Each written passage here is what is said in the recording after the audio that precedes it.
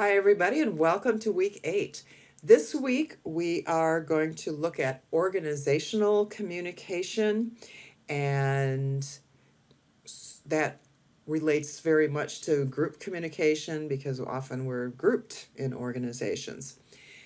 And we're going to start by thinking about all of the organizations that we have been a part of. So think about your organizations. Certainly your workplaces are organizations. You may have been in volunteer organizations as well.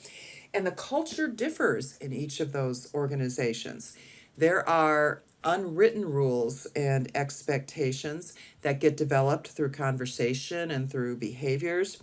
And these are called constitutive rules.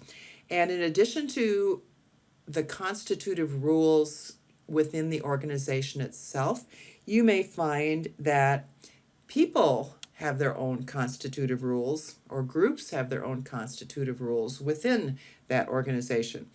You may have a supervisor that has his or her own constitutive rules. And as a communicator, it behooves us to learn those unwritten rules. It's one of the best things that we can do to develop the effective relationships that are necessary for good communication.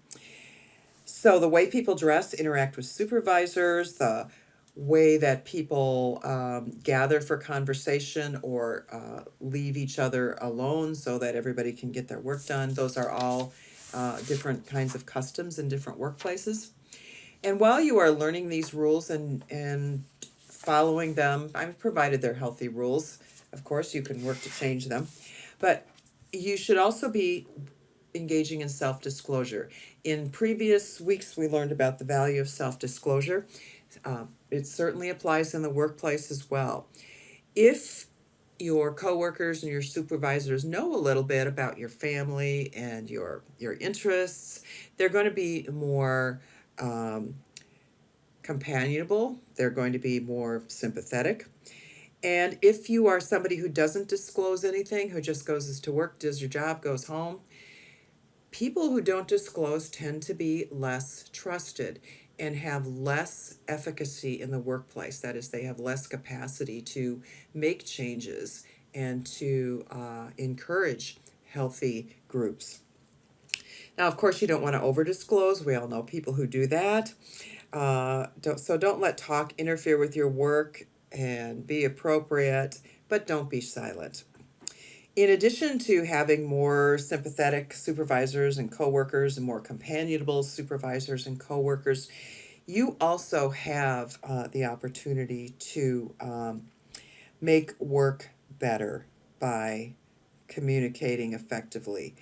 People might be more willing to listen to your ideas about change if there's trust and goodwill. People might be more willing to take your suggestions or even mild criticism and correction if you're a supervisor, if there is that good communication and goodwill built up. If people know that you're a person who has their best interests at heart, who takes your job seriously, they will listen to you. Now, of course, there are some negative forms of communication in the workplace or organizations we want to avoid. One of them, of course, is gossip. People don't trust people who engage in gossip.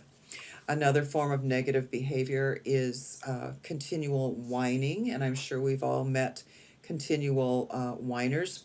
And certainly there are things in the workplace that, need improvement and make people unhappy at times, but merely whining about them with no attempt to suggest ways to improve things is not something that is going to help you get ahead in the workplace, and not something that's going to make communication pleasant either. At some point, people just don't want to listen to you.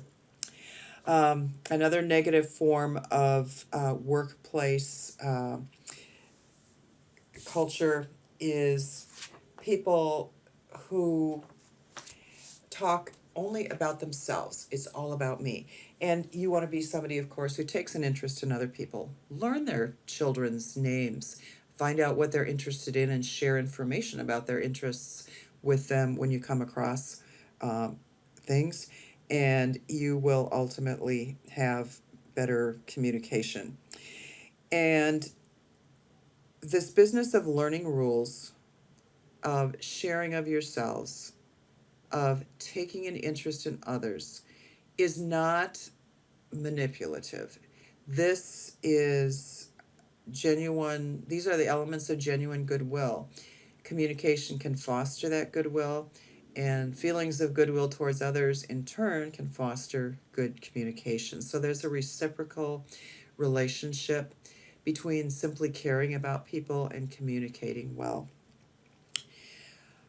With all that in mind, then, let's look at group communication and organizational communication. And it's more complex than I've made it seem in this short lecture, no doubt. But I think it's certainly worth studying. So your first assignment for this week is to do 8A, which is to reply to the discussion forum that you started last week, analyze small group experience. So if you haven't done your replies to two others and your replies to your facilitator, please do that. And facilitators, remember that you need to summarize the discussion by Friday of this week. Then you're going to sign up for a group discussion. This is going to take place via video, and I'm hoping to have a number of groups of 4 or 5 people, and we are going to solve a problem.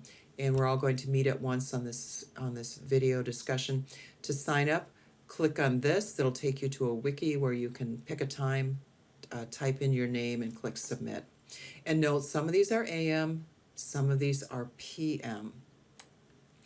And I may ask you to adjust groups a little later if it turns out we only have one person signed up for one time, or we have too many signed up for another time. Then read chapter 9 and take the quiz. That's about communication and organizations, and those are your assignments that are due by Wednesday. Then for Saturday, there's kind of an interesting case study here. Ed misses the banquet. So this is about workplace culture. And view the video and then answer the questions.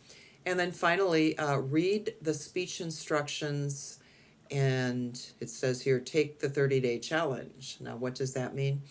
You are going to be giving a speech at the end of this term, which is a motivational speech. You're going to be encouraging your audience to take a 30-day challenge. You will have more credibility in giving that speech if you've done this challenge yourself. So read these instructions. They'll give you more details. And as you start developing topics, and here's asking you to submit a list of 20 or more topics, I really encourage you to think beyond just exercise. I have had a previous class do this speech, and out of the 30 people in the class, I think over 20 chose the topic of exercise. And I think it's a fine topic, but there are many, many more things that I encourage you to think about. So, that exercise topic, just consider it kind of overdone. I'm not saying you can't do it if you're passionate about it, but if you're not passionate about exercise, then let's think about some other things. So that's the assignments for the week. Let me know if you have any questions. And I know that it's spring break on Thursday and Friday, so I hope we don't work on those 2 days. Try to get your work done early in the week, and then you can really enjoy your 4-day weekend.